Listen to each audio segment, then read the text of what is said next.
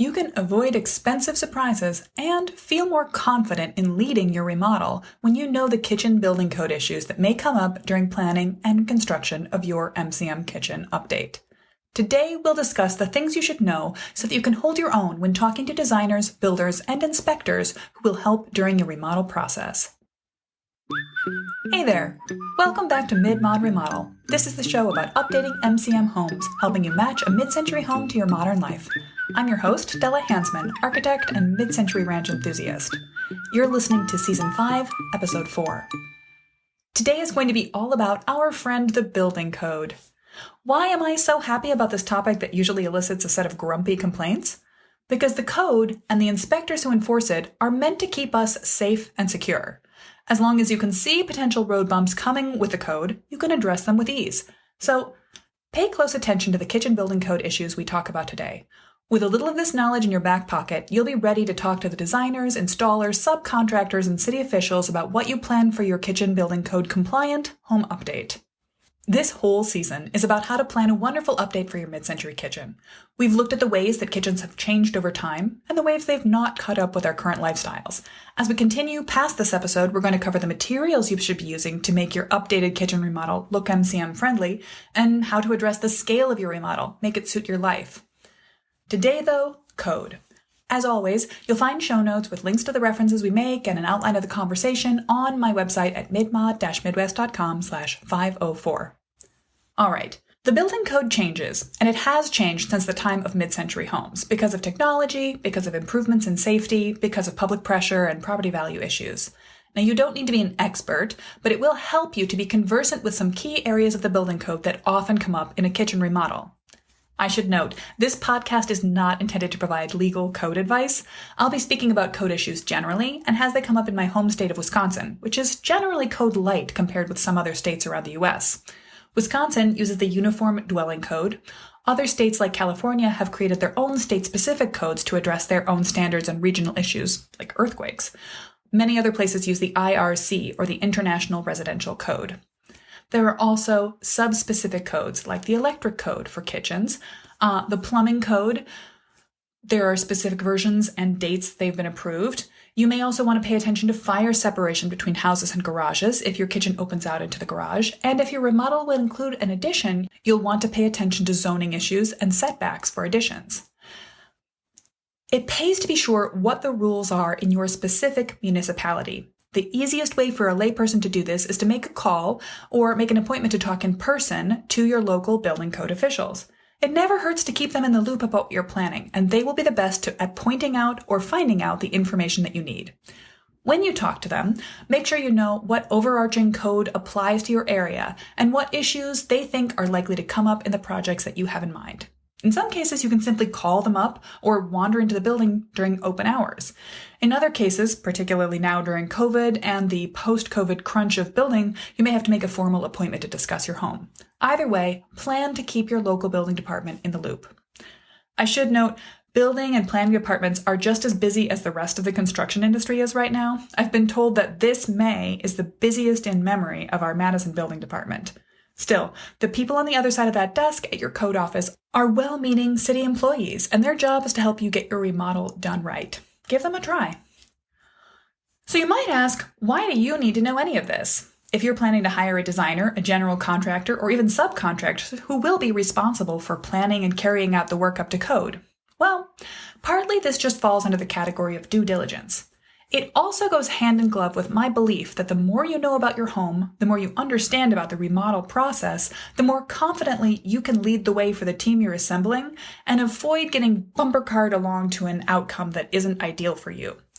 Ultimately, unless you are DIYing your entire project, you'll be hiring professionals and they should be well up on local code and responsible for following it. But if you know what to expect before you pick up the phone to solicit a bid, you'll be better prepared for the advice they give and the cost that they quote for their work.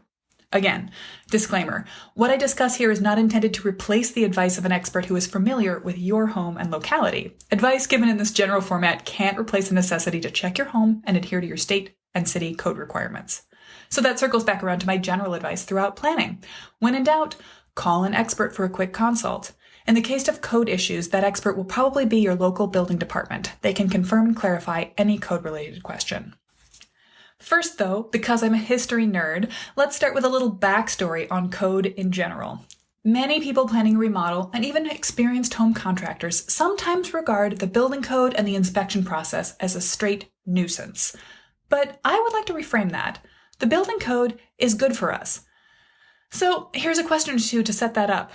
Do you assume that any building you walk into will stand up as long as you're inside it?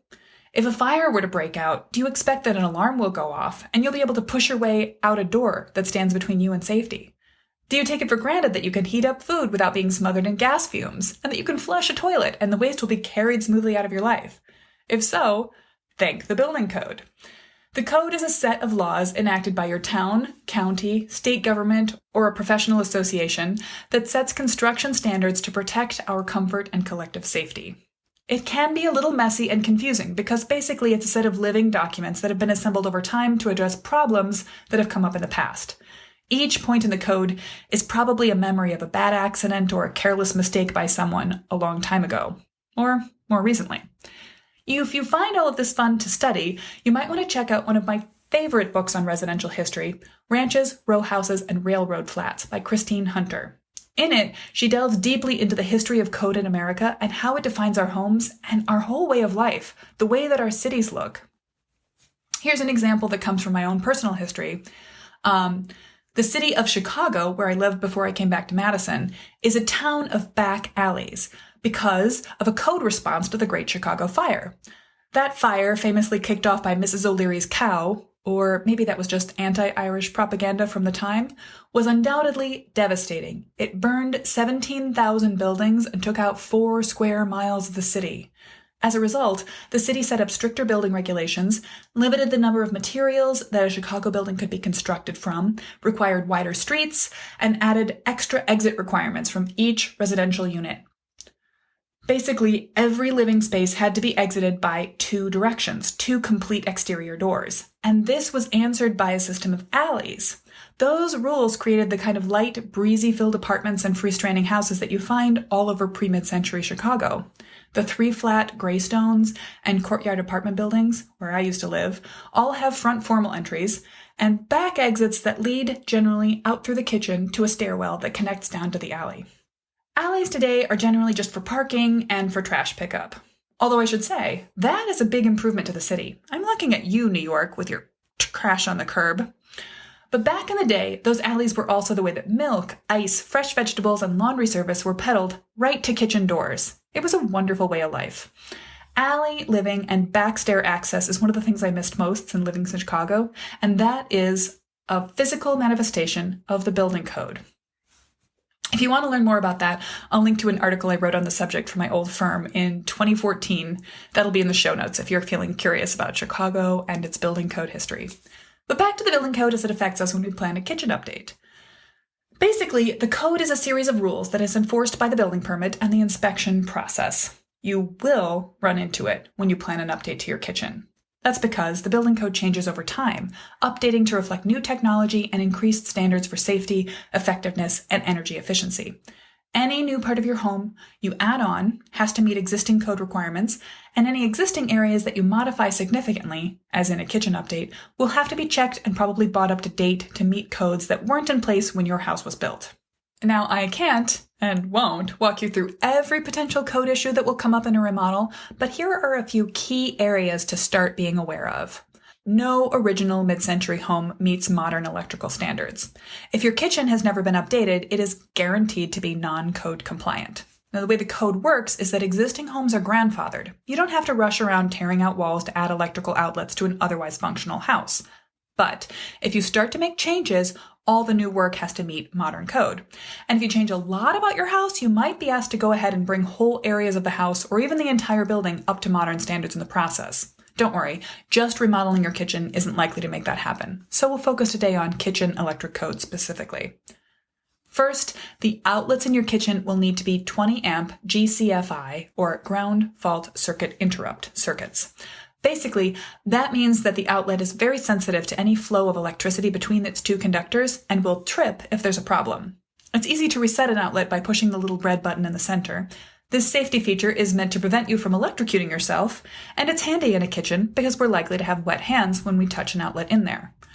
You're also going to need a lot of outlets in a kitchen remodel. Your original mid-century kitchen might have had one outlet near the fridge, one for the stove, and another over the counter for your toaster.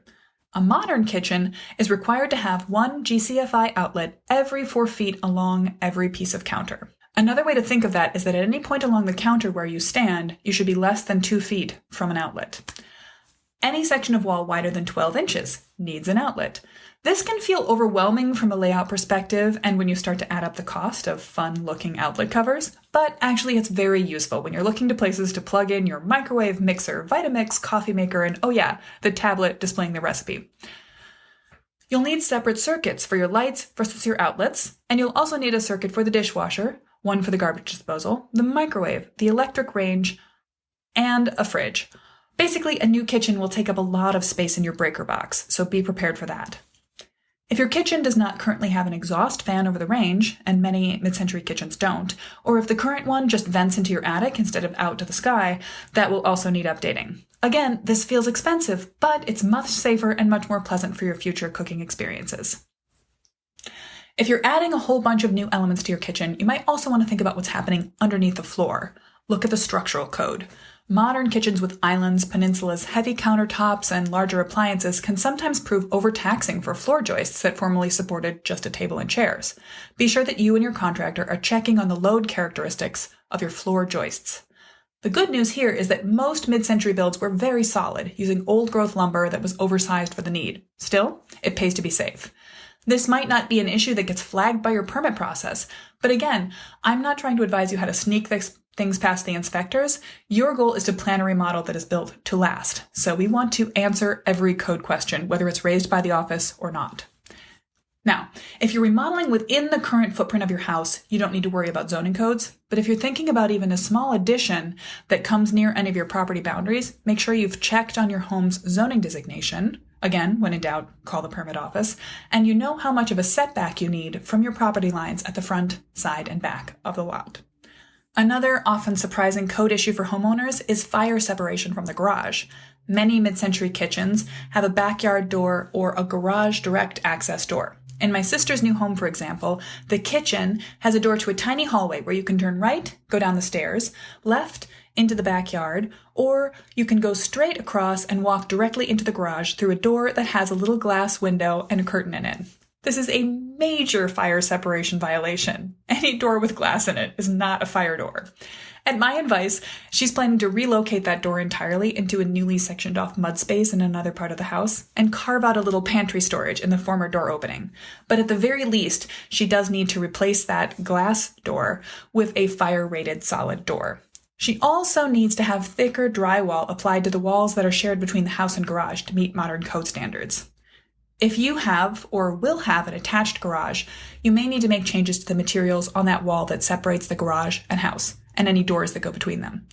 To maintain a proper fire separation between the house and the garage can be as simple as adding a fire-rated door, this will be in the manufacturer's information, and then using 5/8 inch thick drywall on the garage side of the wall. Again, this just makes good sense. We tend to keep gas and other combustible fluids in the garage. Better safe than sorry. So just to summarize, when you remodel a kitchen, expect to bump up against the plumbing, electrical, possibly even the zoning and fire safety codes. How do you go about planning out the exact code that affects your home? Well, with a little Googling, you can probably find everything you need. Start with a property lookup of your address with the local assessor's website.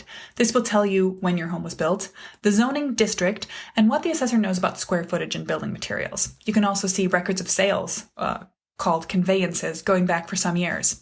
From there, you can Google your local zoning code for your municipality and then track down the relevant information on setbacks, height and area restrictions, etc. You can find out what building code governs your jurisdiction and find a copy online of the code. I warn you, however, that this is often dry and very obscure. Sometimes the easiest way to get all this information, plus find out what the city already knows about your home, is just to ask them. That will leave no room for doubt. When you call the city building department, you can also ask if they have any records on file for your house, previous remodels or its original construction. They can look it up by address and let you know exactly when and what work was done in the past. My remodeling home tip of the week is to know everything you can about your house and the codes that affect it so that you can avoid unpleasant and potentially expensive surprises when you get into the remodel. That's all for now. If you want to grab some of those handy links or the roadmap that lays out this entire remodeling process, you can get those at the show notes, midmod-midwest.com/504. Here is my pause for a heartfelt appeal. Please, do take 2 minutes to pop into your podcast app, and if you enjoy this, leave a rating and review. I would adore to get your feedback, and it will help new listeners find the show. Next week, we're going to be talking about materials and finishes, which I know is uppermost on every kitchen remodeler's mind.